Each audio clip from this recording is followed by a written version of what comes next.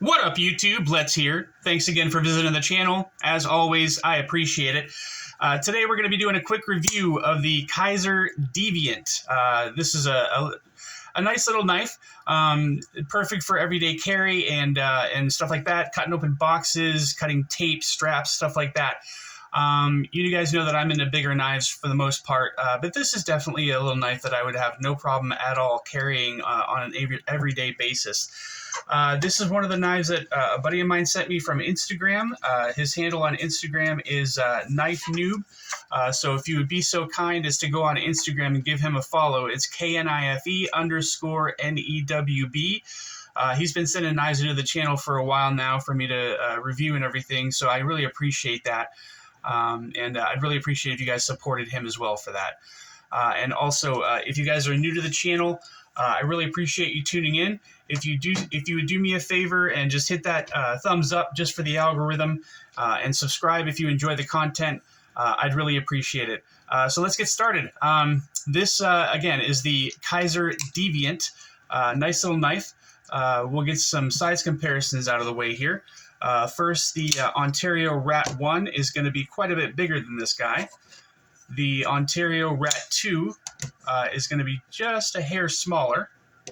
The DEMKO knives, the 8020S obviously is going to be quite a bit bigger than this guy. And the 8020.5, I think, is right around, it's about a 1/4 inch longer. The SPYDERCOs, the Paramilitary 2 obviously is going to be quite a bit bigger than this knife.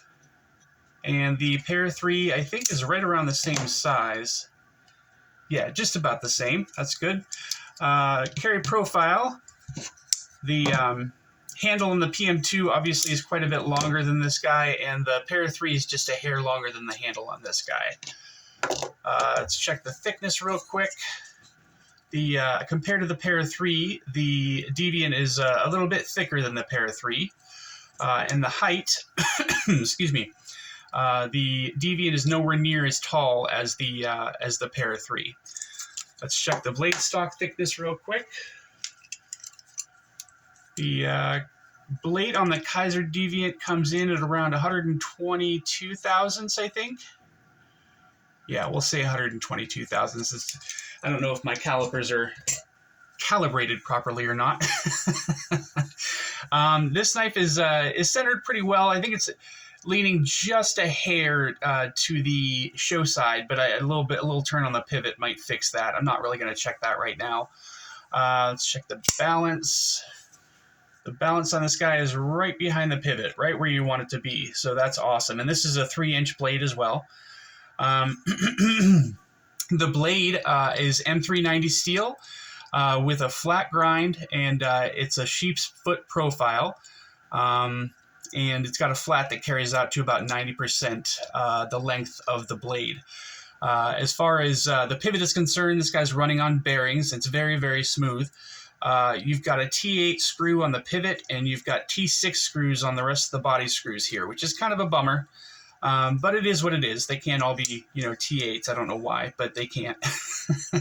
One good thing I will say, the body screws on this guy, they're a little bit deeper than normal, which allows the bit to drop down a little further into the screw and allows you to get a little bit of a better bite on it. So stripping on the screws on this guy should not be a huge problem. This has a stainless steel stamped pocket clip. Which is a great pocket clip. It comes straight out and kind of dips down and then dips back up. Slides in and out of the pocket with no problem whatsoever, and I don't know what the hardware is for the pocket clip. They're internal, and I'm not going to take this guy apart to find out, but I'm pretty sure they're probably T6s as well. The handle materials here, we've got a G10 full bolster, and out in the back here is black micarta.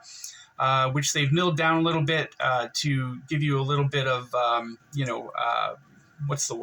contrast with the different colors and everything. So that looks really, really nice. I like the micarta on this guy a lot. Like I said, the action is really good on this guy. With a thumb stud, it pops right out. The detent is really, really good. It's a little heavy for me, just because I'd like to be able to reverse flick this, but I have to give it quite a bit of wrist in order to be able to do that, because the detent's a little tight for me to be able to push it out with my middle finger. But with the thumb, the action is fantastic on this guy.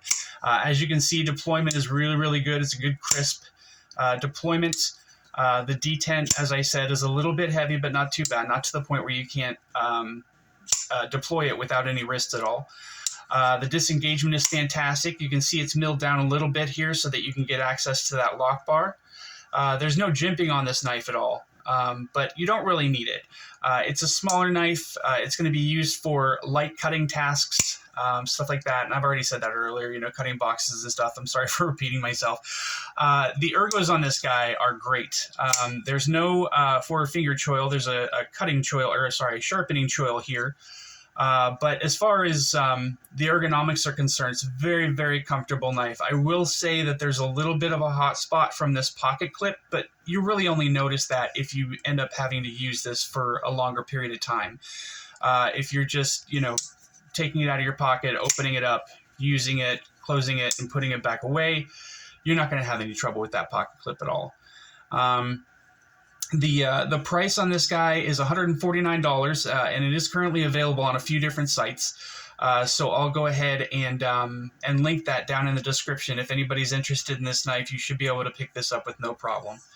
Billboarding on the blade, you've got the M390 up here by the scale, and then you've got Kizer's symbol here. You've got the name of the knife here, which Kizer seems to do with a lot of their knives. I'm not really sure why. If you're buying the knife, you know the name of it. But again, it's not really causing any kind of a problem. And then you've got the little sheepdog symbol here as well. Other than that, there's no other writing or etching or anything like that on the blade. But yeah, this is a really great, just little EDC quick user. Fantastic knife. I like it a lot. I'm really glad he sent it to me. I haven't really handled a lot of Kizers in my time in this community, but the ones that I've handled have been fantastic. Kizer seems to do a really, really good job with the vast majority of their knives. I haven't really heard anything bad about them. This guy has a couple of standoffs in the back, and it also has a pocket clip, a lanyard hold drilled into the back of the handle here. The thumb studs themselves, they're not too sharp. It would be nice if they were kind of stepped down a little bit further. There's like two little steps milled into the pocket clips here for you to be able to get a hold of. But they're a little short for me, but I have gorilla hands, so that's probably why that is. I don't think anybody else would really have any problems with this guy at all. This is a stainless steel liner lock, which is milled out quite heavily to save on weight, so that's pretty good. And it looks like it's locking up at about maybe 15%, which is great. It's a very stable knife, very sturdy, no blade play at all, left, right, up, or down. But I think that's about it for this guy. I don't think I have anything else to say about it. But if you guys enjoyed the video, do me a favor, again, hit that thumbs up button just for the algorithm, and subscribe if you enjoyed the content. I appreciate your time, guys. Stay up, y'all. Take it easy. Bye.